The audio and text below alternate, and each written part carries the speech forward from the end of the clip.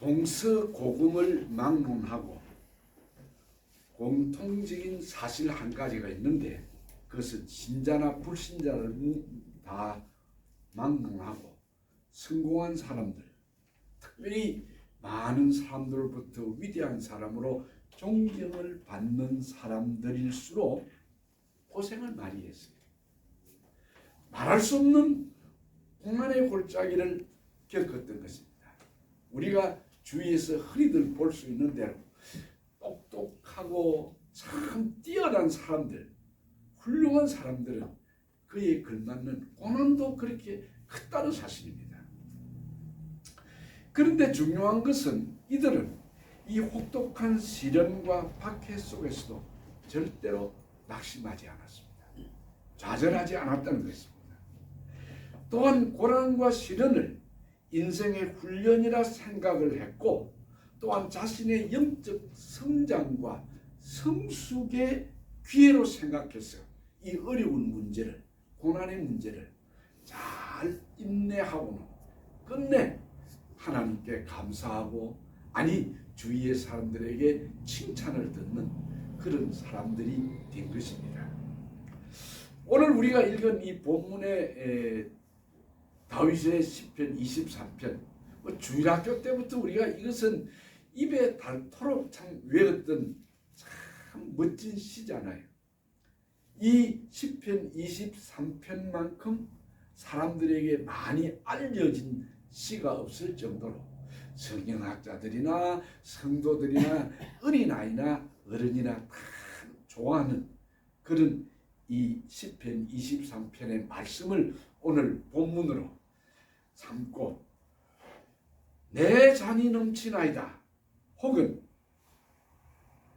내게 부족함이 없으리로다, 어떻게 이런 찬송이 나올 수가 있을까 하는 문제로 한번 이 말씀을 풀어보려고 합니다. 내게 부족함이 없으리로다, 내 잔이 넘치나이다. 이 말씀은 어떤 사람이 이런 신앙의 고백을 할 수 있는가? 성경은 우리에게 이 감사의 비결을 우리에게 가르쳐 주는데, 첫째로 우리가 이 다윗은 하나님을 주어로 삼고 사는 사람입니다. 하나님이 그의 주어입니다. 내가 주어가 되는 것이 아니고 하나님이 주어가 됐습니다. 창세기 1장 1절, 이 세상의 역사가 시작한 그 태초에 성경이 우리에게 보여주는 위대한 그리고 웅장한 하나님의 말씀의 선포가 있는데, 태초에 하나님이 천지를 창조하셨다. 거기에 이 창조 역사의 첫 말씀이 하나님이 주어가 되어 있습니다. 하나님이 주어라는 것이죠. 참 웅장하고 위대한 선포입니다. 첫 창조의 일성이 하나님이 천지를 창조했다라고 하면서 하나님을 주어로 삼은 것이 성경입니다. 성경은 하나님을 주어로 삼은 사람들의 하나님께 받은 축복, 감사, 그것을 기록을 하고 있습니다. 하나님이 가장 완벽한 작품으로 에덴 동산을 만드셨는데, 하나님이 주인이 되신 에덴 동산의 주인이시고, 피조물 인간은 하나님 말씀대로 순종하기만 하면 그 모든 아름다운 에덴 동산이 패러다이스, 낙원이었습니다. 하나님이 완벽하게 만들어 놓은 에덴 동산에 거기서 마음껏 먹고 마시고 참 지낼 수 있는 그 낙원, 그거를 하나님이 인간들에게 주었습니다. 그런데 하나님은 창조주이시고 크리에이터고, 우리는 피조물, 크리에이처, 우리는 피조물인데, 창조주와 피조물 간의 이 관계에서 딱 하나 선이 있는데 그 선만 넘지 않으면, 그 선만 지키면 하나님이 나무는 내 것이다 라고 주신 것입니다. 그런데 시조 아담과 하와가 그 하나님이 주신 마지막 라인을 넘어버렸습니다. 그게 무엇입니까? 너도 하나님 될 수 있다. 너도 하나님처럼 될 수 있다. 너 하나님 없어도 살 수 있다 라고 유혹하는 사탄의 게임에 넘어감으로써 그들은 에덴의 동쪽으로, 이스트 오브 이든, 에덴 동산의 동쪽으로 쫓겨납니다. 그래서 그들은 그렇게 축복으로 받았던 낙원 패러다이즈가 패러다이즈 로스트라는 신라군이 되고 말았습니다. 낙원에서 쫓겨났다는 말이죠. 이 에덴의 동쪽으로 쫓겨난 인간은 이때부터 하나님을 더 이상 주어로 삼지 않고 살아갑니다.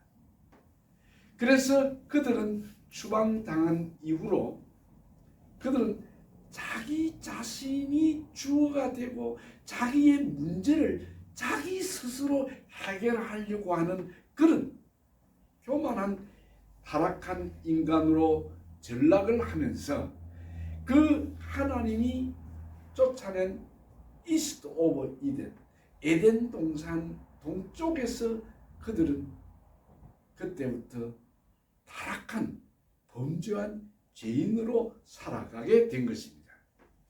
지금도 그때 에덴 동산에서 아담과 하와를 유혹하고 아담 하와를 깨웠던 그 사탄이 오늘날 우리에게도 이렇게 말합니다.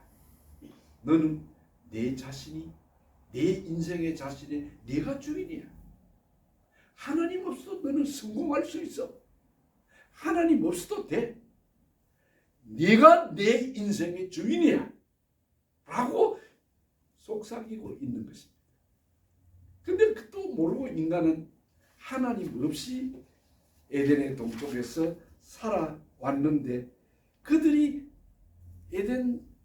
에덴의 동쪽에서 추방당해서 그들이 살면서 기록한 역사의 기록이 제일 첫 번째 에덴의 동쪽에서 그들 형이 동생을 죽이는 살인사건으로 시작됩니다. 그래서 그 이스트 오브 이든, 이 에덴 동산이라는 그 영화가 있습니다. 에덴의 동산, 한국 영화인데 거기 보면 두 형제가 라이벌이 돼요.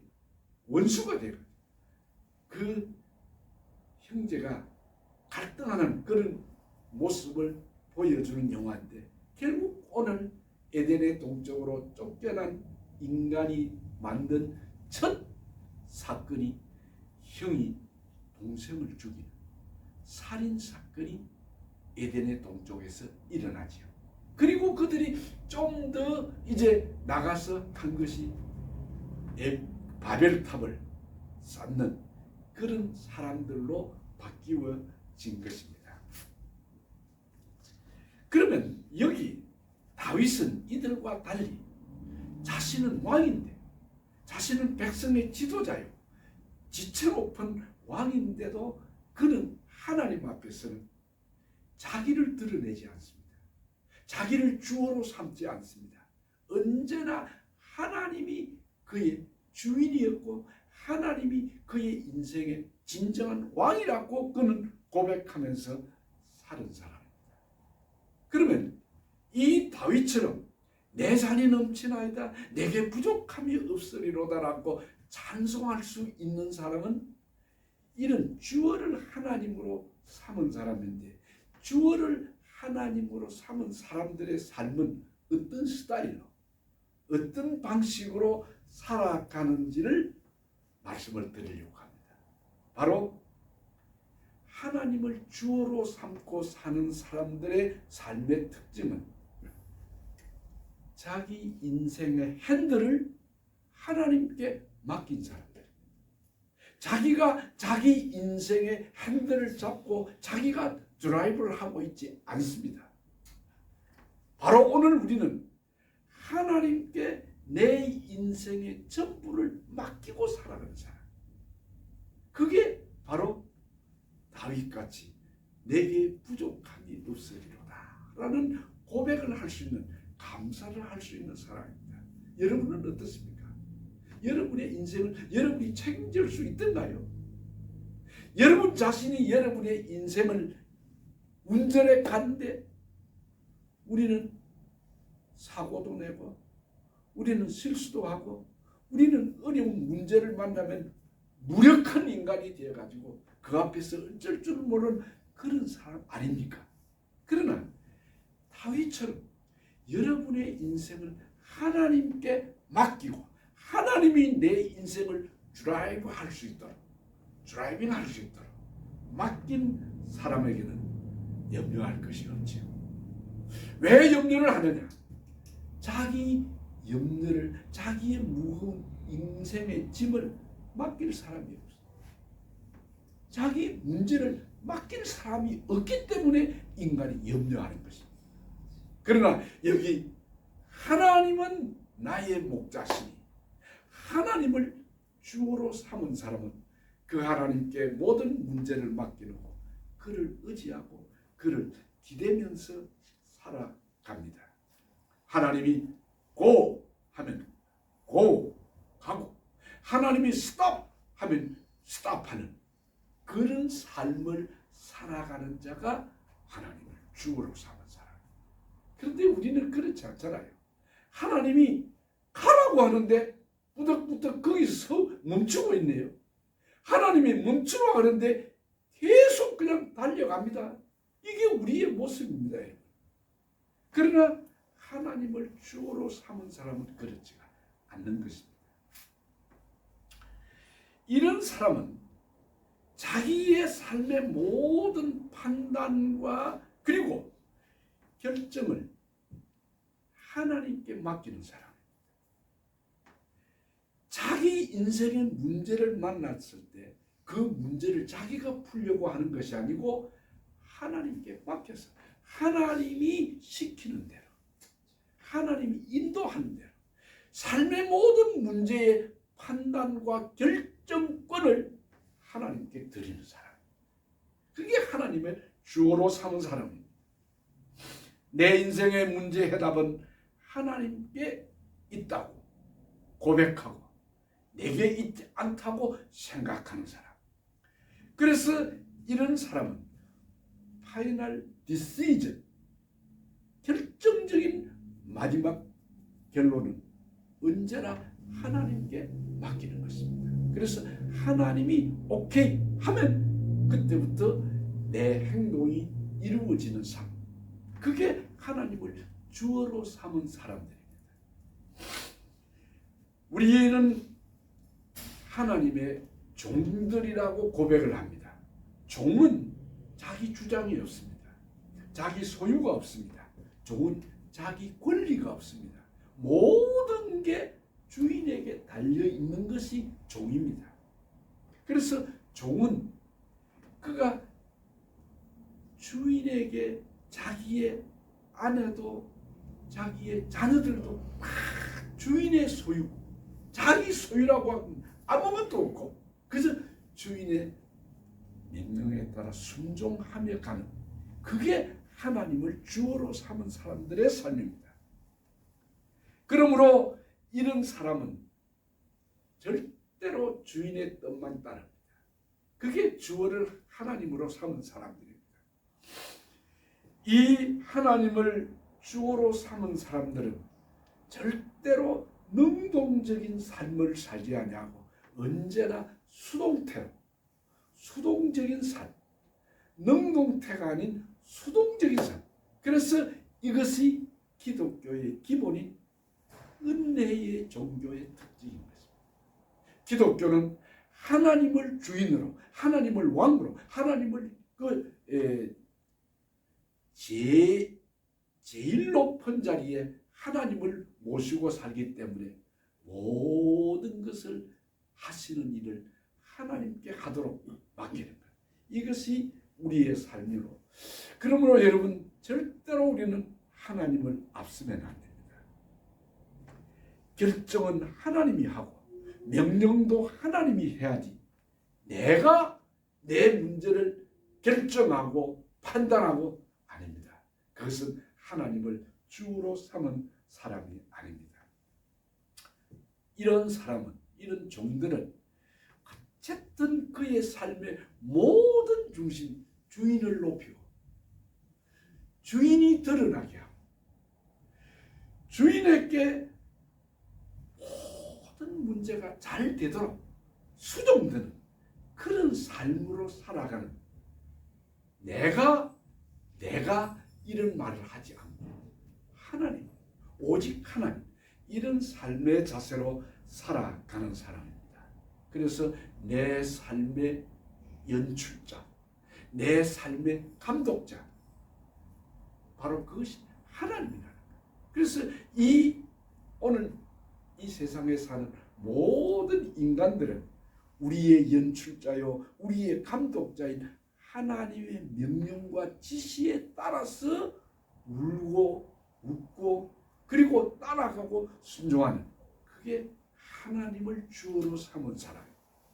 여러분, 어떤 일이 있더라도 하나님의 결정이 나기 전에 내가 먼저 결정하고 내가 먼저 판단하는 그런 일은 없기를 바랍니다. 그 대표자가 오늘 다윗과 같은 이런 사람입니다. 이 시편 23편이 다윗이 이 시편을 기록할 때가 어떤 때였느냐 하면, 성경학자들은 다윗이 이 시편 23편을 기록한 때가 아들 압살롬의 쿠데타의 난을 피해 가지고 멀리 도망을 가는 그 신세로 전락했을 때, 그때 지은 시라고 합니다. 놀랍습니다.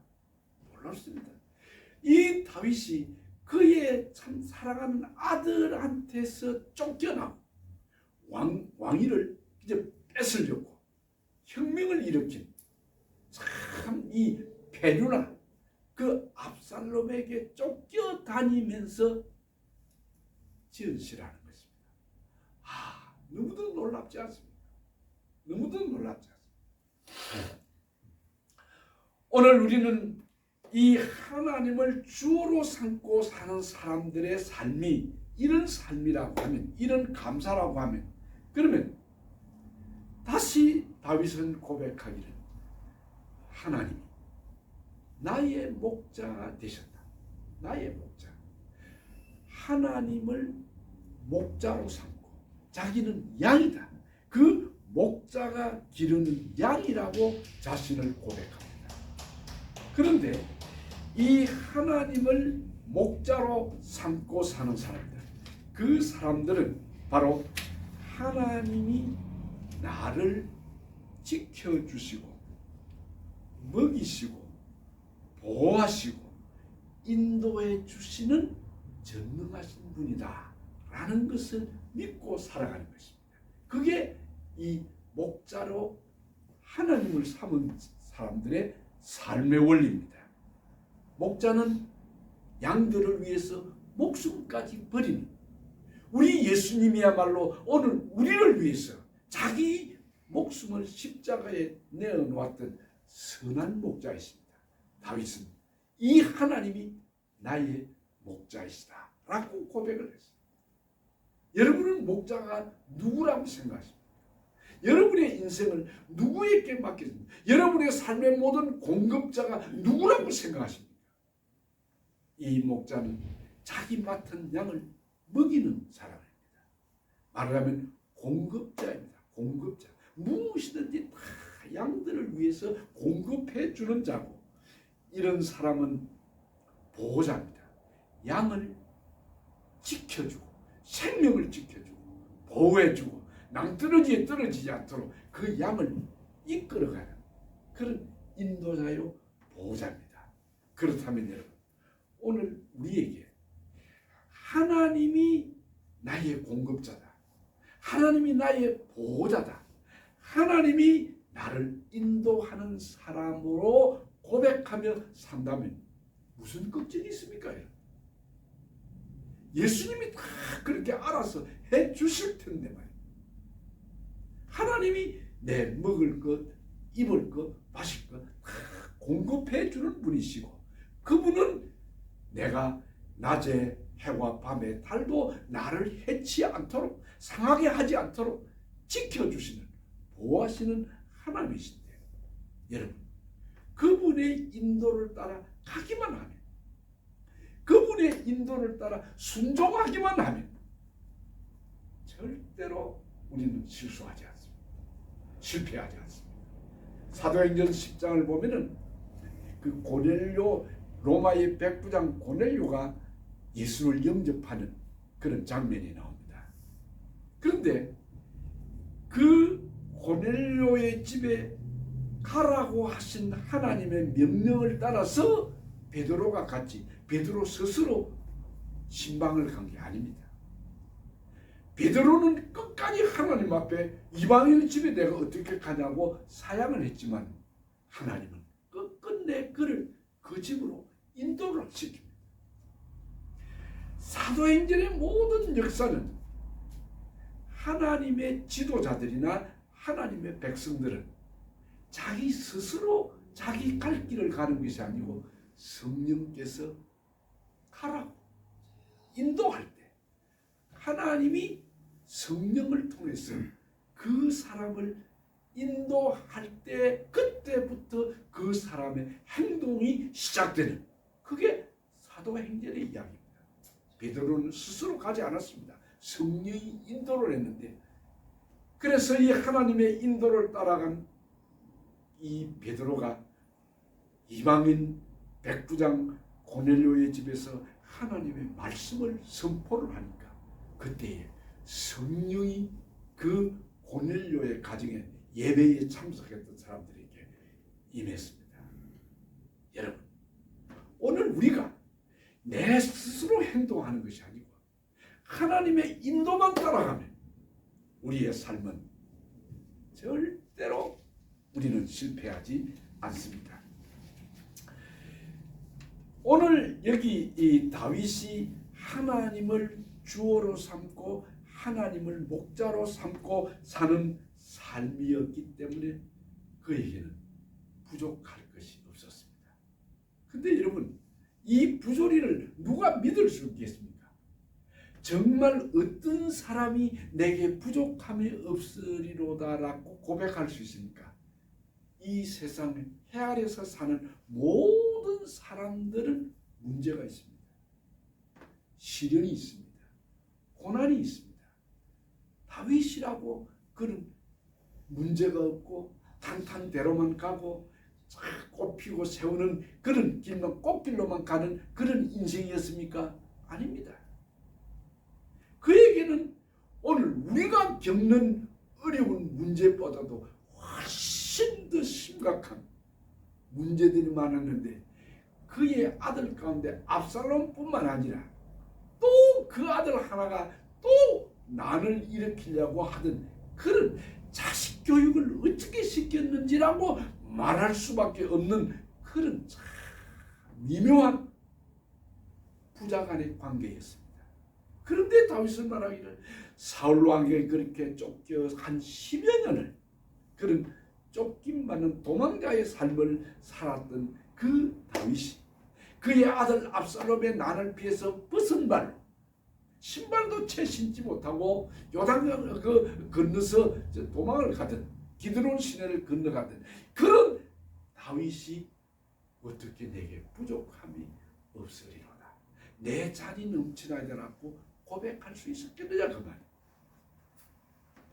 오늘 우리라고 문제없는 사람은 한 사람도 없습니다.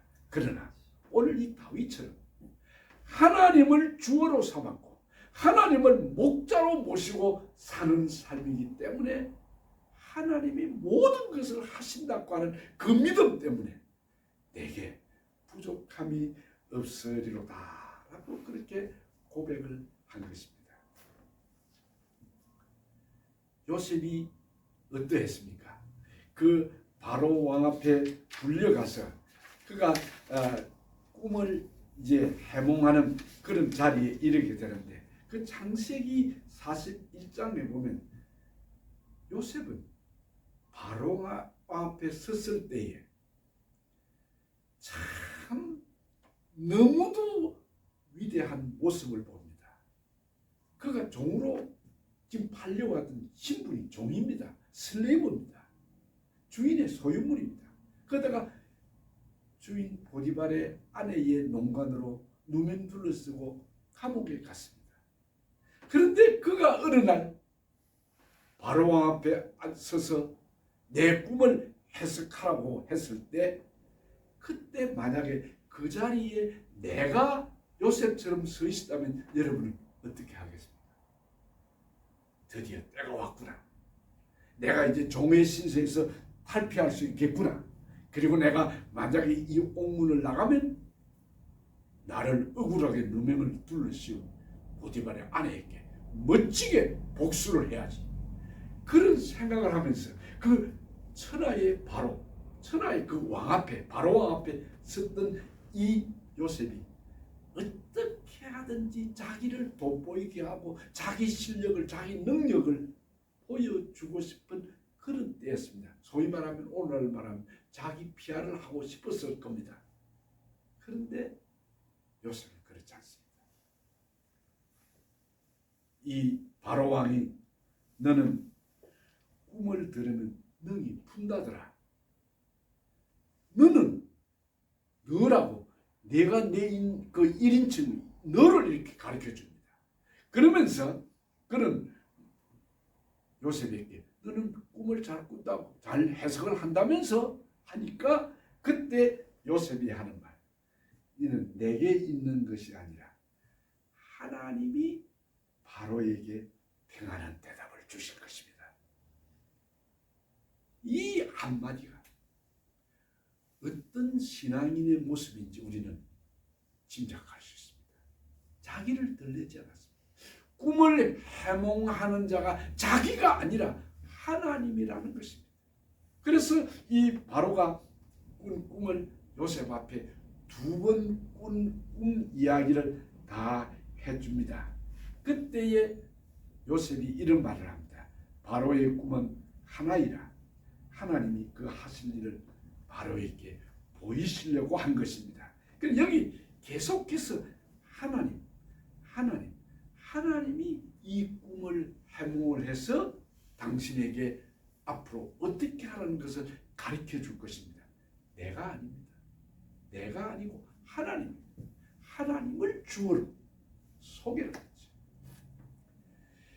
오늘 우리의 삶은 어떤 문제가, 기회가 왔을 때 나를 돋보이게 하고 나를 나타내려고 하고 내 실력과 내 경험과 내 모든 인적 네트워크를 이용해 가지고 내가라고 표현하지 않습니까? 오늘 이 요셉처럼 하나님이 하실 것입니다. 하나님이 그렇게 대답을 할 겁니다. 하나님이 꿈을 해몽해 줄 겁니다.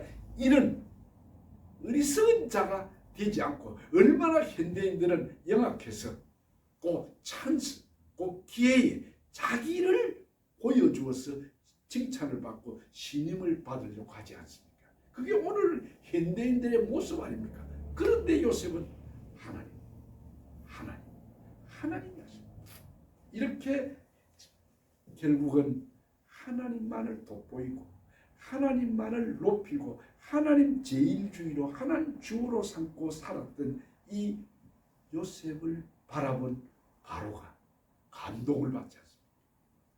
그 젊은 청년 요셉을 보고 완전히 뿅 가버렸죠, 이 바로가. 그래서 그 겸손하고 신실한 요셉을 바로의 국무총리로 세우지 않습니까? 만약에 이때에 이 요셉이 내가 꿈을 해석할 수 있습니다, 내한테 이야기해 보십시오 하고 자기가 의시되고 자기가 폼을 잡았다고 하면 요셉은 아마 감옥에서 나왔었는지는 모르지만 나왔다면 그는 결국 목동으로밖에 돌아가지 못했을 거라 그 말이지. 여러분, 오늘 우리는 이 추수감사절에 이걸 배워야 합니다. 하나님이 하셨다. 하나님이 앞으로 하실 것이다. 그리고 하나님이 하시는 일은 언제나 옳습니다. 하나님이 하신 일은 실수도 없고 완벽합니다.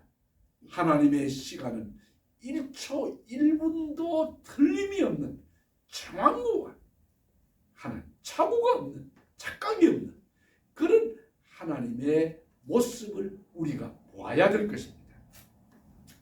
그래서 하나님을 주어로 삼고 사는 자의 삶이 어떤 인생의 폭풍이 몰아치고 큰 태풍이 부딪혀도 그는 절대로 염려하지 않고 하나님께 내 잔이 넘칩니다.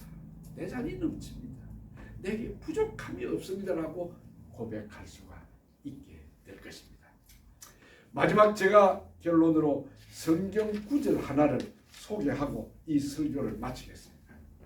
시편 33편 12절에 보면 여호와를 자기 하나님으로 삼은 나라 곧 하나님의 기업으로 선택된 백성은 복이 있도다 라는 말씀이 있습니다. 이 시편 32편 12절은 여러분 잘 아시는 대로 미국의 대통령이 취임식할 때 이 말씀 위에 손을 얹고 서약을 하는 것입니다. 하나님을 여호와를 자기 하나님으로 삼은 나라 하나님의 기업으로 선택된 백성은 복이 있도다. 그래도 미국이 복을 받는 게 이런 신앙이 있기 때문입니다. 이게 어찌 국가의 장래만이겠습니까? 오늘 여러분들도 저도 하나님을 주어로 삼고 하나님을 나의 기업으로 삼고 사는 사람 그 위에 손을 얹고 선서를 하던 이 미국의 대통령들처럼 오늘 우리가 이 하나님을 나의 목자로 이 하나님을 나의 주인으로 왕으로 삼고 복을 받는 여러분 되기를 바랍니다. 기도하겠습니다. 하나님 고맙습니다. 오늘 다윗의 이 삶의 철학을 다윗의 신앙 고백을 우리의 신앙 고백으로 삼을 수 있게 하시고 금년 추수 감사절에는 하나님이 내 인생의 참 주인이고 내가 절대로 하나님을 앞서지 않고 하나님의 주권을 믿고 하나님의 섭리를 믿고 신실하게 하나님 중심으로 살아가는 성도들이 되게 하여 주옵소서. 어떤 어려움을 만나도 하나님을 향하여 불평, 불만, 하나님을 향하여 의인스도 하지 않는 신실한 감사하는 백성들이 되게 해 주옵소서. 예수님의 이름으로 기도하옵나이다. 아멘.